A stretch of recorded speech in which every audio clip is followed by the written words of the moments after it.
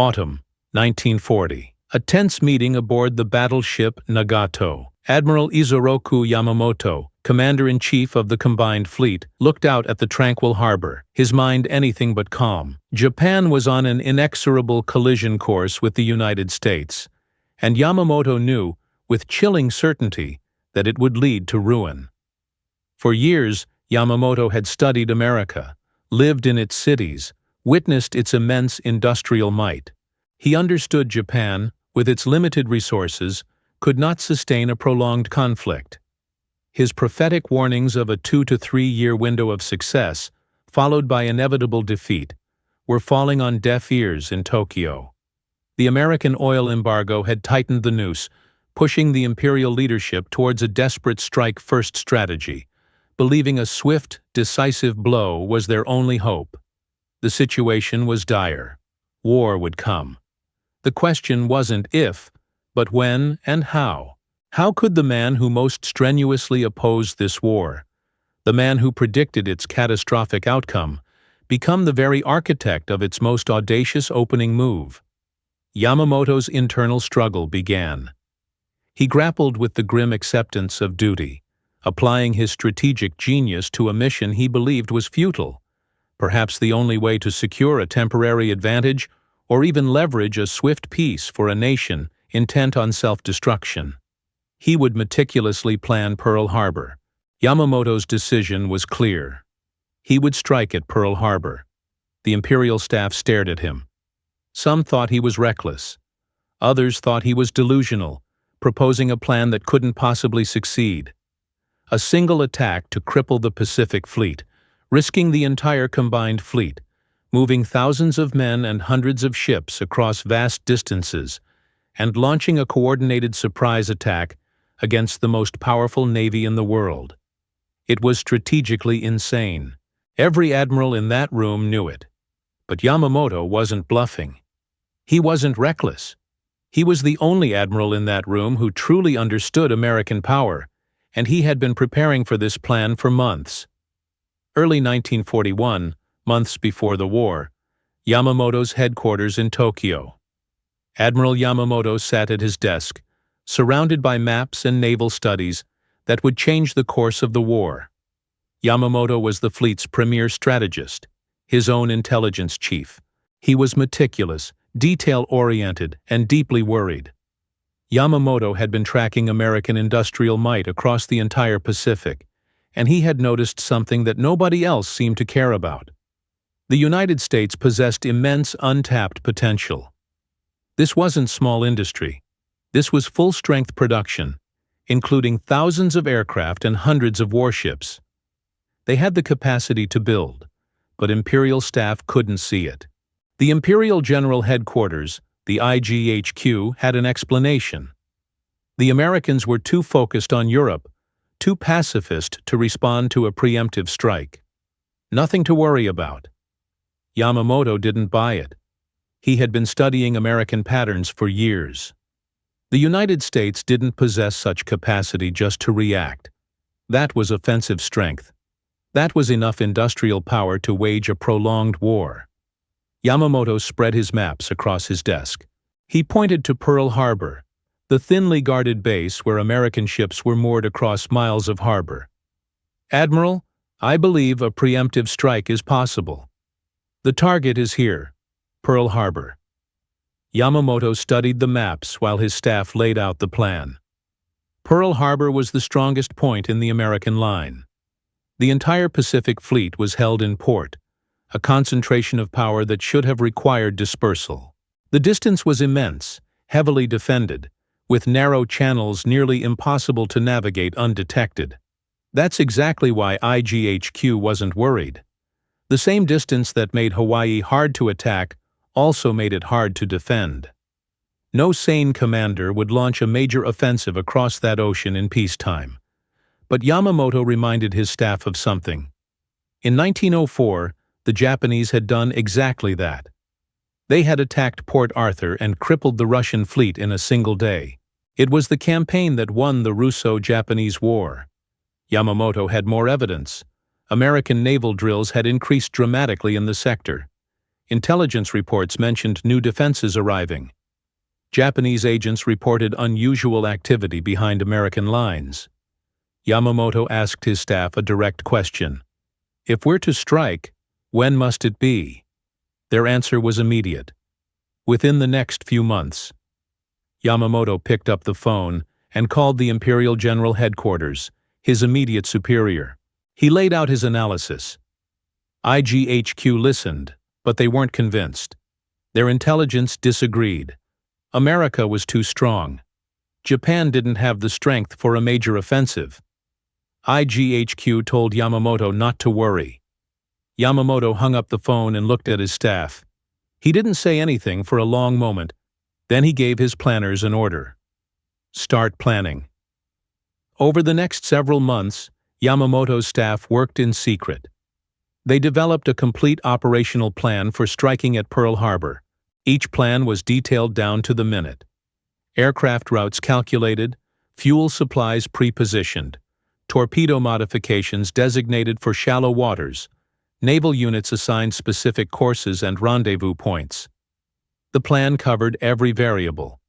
If American carriers were in port, the attack would proceed. If they were at sea, the attack would be modified.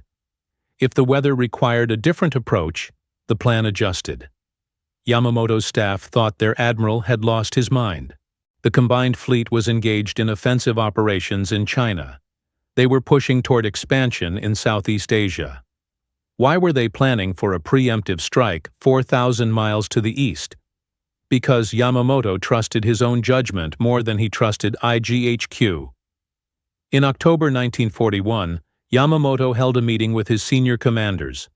He told them to be ready to strike on short notice. He didn't tell them why. He just told them to be prepared. His commanders exchanged looks. Initiate a desperate gamble. They were expanding, but they were Yamamoto's men. They followed orders.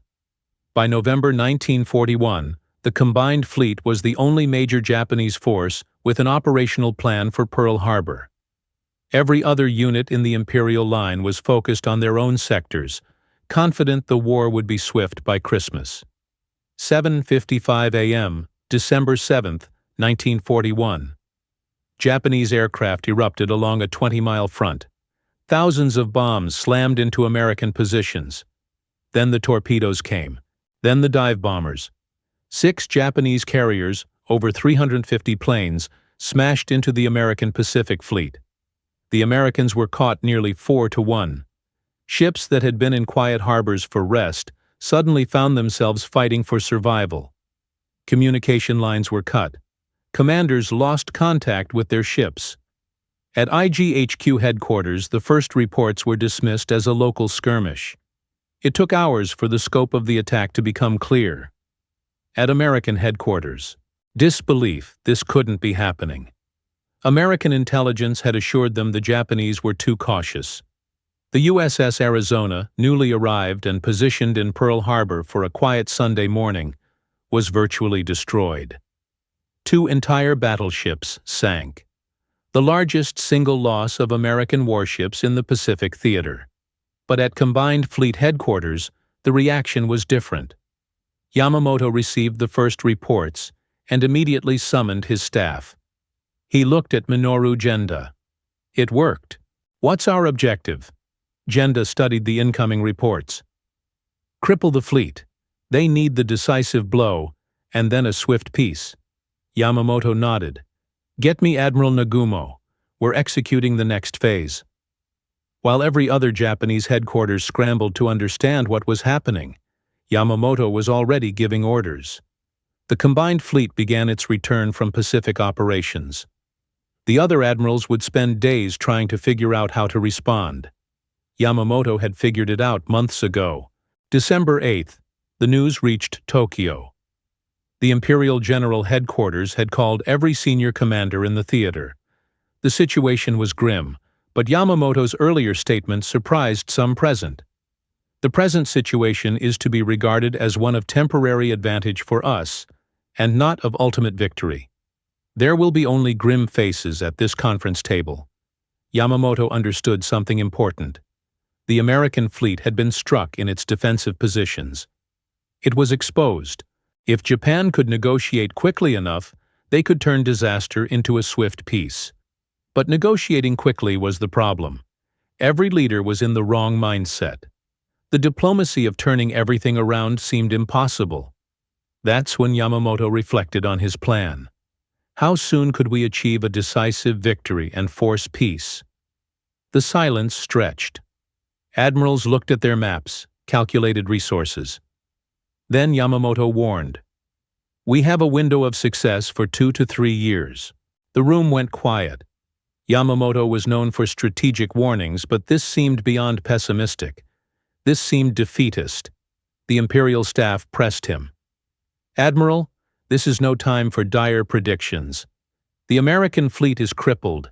If we promise victory and can't deliver, this nation dies." Yamamoto didn't blink. "Gentlemen, I've already given the orders. The combined fleet is returning now. I have one operational plan prepared. I've been expecting this war for years." The other admirals stared. Expecting it? How could Yamamoto have expected something that caught IGHQ completely by surprise? The Emperor studied Yamamoto for a long moment. He had known Yamamoto for decades. He knew when Yamamoto was pessimistic and when he was serious. Yamamoto was serious. "All right, Admiral, proceed with caution." Yamamoto left the Imperial meeting and made one phone call. He reached his Chief of Staff at Combined Fleet Headquarters. The message was brief. "Execute Phase 1.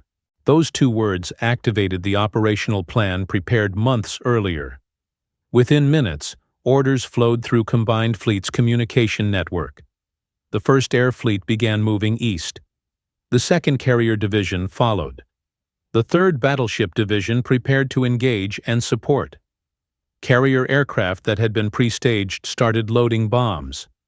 Torpedo squadrons began displacing to new positions. Supply depots shifted from supporting Pacific operations to supporting a surprise attack toward Pearl Harbor.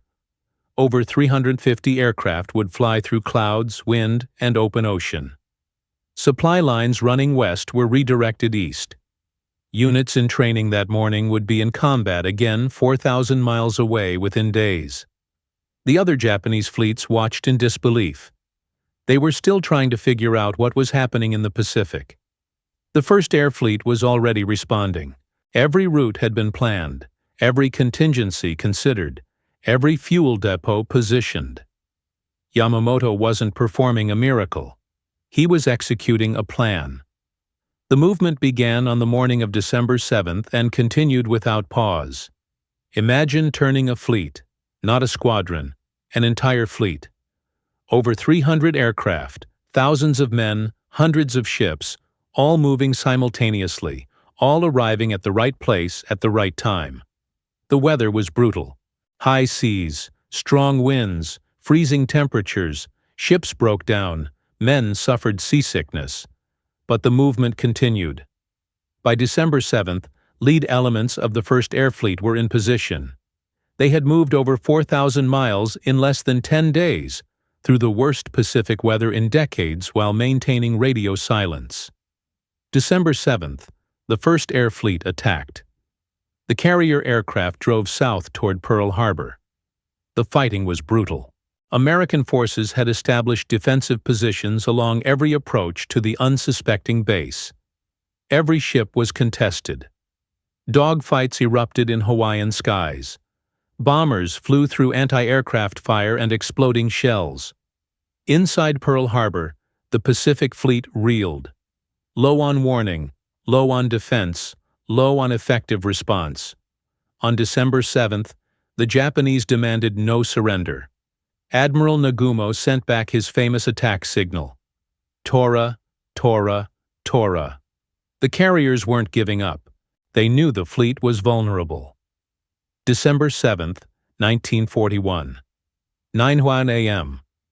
Commander Mitsuo Fuchida, commanding the lead bomber, reported through the final American defenses at Pearl Harbor. His aircraft confirmed contact with elements of the Pacific Fleet. The surprise was complete. Yamamoto received the news and immediately called the emperor. "We have struck Pearl Harbor." The attack window was narrow. American forces would retaliate continuously, but the fleet had struck. That morning, torpedoes rolled into battleships. Bombs, fire, devastation. The Pacific Fleet had been held for 2 hours against overwhelming odds. Now they had what they needed to declare war. The Pacific War would continue for another 4 years. The Japanese had achieved their tactical objectives, but they had awakened a sleeping giant. Over 2,400 Americans killed, over 1,000 wounded, another 1,000 missing, the opening blow the American Navy suffered in World War II. But the losses would have been far worse without Yamamoto's precision at Pearl Harbor. If the American carriers had been in port, if the Japanese had captured that decisive blow, the offensive might have succeeded in crippling the Pacific Fleet. The intelligence failure haunted American command. How had over 350 Japanese aircraft achieved complete surprise? How had 6 carriers vanished without anyone noticing? The answer was simple and damning. Someone had noticed. Yamamoto had tracked American capabilities. He had predicted the war. He had identified the target. But IGHQ had dismissed his analysis. The conventional wisdom said America was too strong. A major offensive was impossible. Only Yamamoto had listened. Only Yamamoto had prepared. And when the war came, only Yamamoto was ready. After the war, American intelligence officers interrogated, captured Japanese commanders about their planning for the Pearl Harbor attack. The Japanese had expected to cripple the fleet within 2 hours. They had expected to gain a decisive advantage within 6 months. They had expected the American response to be slow, confused, disorganized. What they hadn't expected was American resilience. Japanese commanders admitted that Yamamoto's warnings about American industrial might were correct. The speed of American rearmament shocked them. They had calculated it would take the Americans at least a year to rebuild a serious Pacific fleet. It took America 6 months. General Toshi Saigo, who served as chief of staff to Yamamoto, wrote in a post-war study that Yamamoto was the most prophetic naval strategist of the imperial fleet. General Sadatoshi Tomioka, who commanded naval operations in the Pacific, was more specific. "We knew America would react quickly. We didn't know he had prepared for our war. When his industrial might hit us, we realized someone on the Japanese side had anticipated exactly what we were doing. That someone was Isoroku Yamamoto, but he was working for Imperial Japan, and that made all the difference." Isoroku Yamamoto received no medal for the attack on Pearl Harbor, no special recognition. The official histories praised the combined fleet's performance, but rarely mentioned the years of preparation that made it possible. Minoru Genda remained largely unknown outside naval aviation circles. His planning of the Pearl Harbor attack, one of the most audacious operational plans of the war, was overshadowed by the larger story of surprise and awakening. But within the military, the lesson was clear. Strategic warnings only matter if leaders act on them. Preparation only works if commanders trust their strategists. IGHQ's strategic failure wasn't about incompetence. It was about assumptions. The analysts had decided America would not fight. They interpreted every piece of evidence through that assumption. Yamamoto approached the evidence differently. He didn't assume America would not fight. He asked what the evidence actually showed. But having good strategy wasn't enough. Other commanders received Yamamoto's analysis. IGHQ was briefed. The emperor saw the reports. They all dismissed them. Yamamoto didn't dismiss them. He trusted his own intelligence. He prepared for the possibility that his warnings were right, and everyone else was wrong. At the imperial meeting, the other admirals stared in disbelief when Yamamoto predicted defeat. They thought he was pessimistic. He wasn't. He was telling them something they should have known themselves. The Pearl Harbor attack was a failure of strategy at the highest levels, but it was also a story of one admiral who listened when no one else would. That's why Yamamoto was the only admiral ready for the Pacific War. Not because he was lucky, not because he was reckless, because he was prepared. And in war, preparation is everything.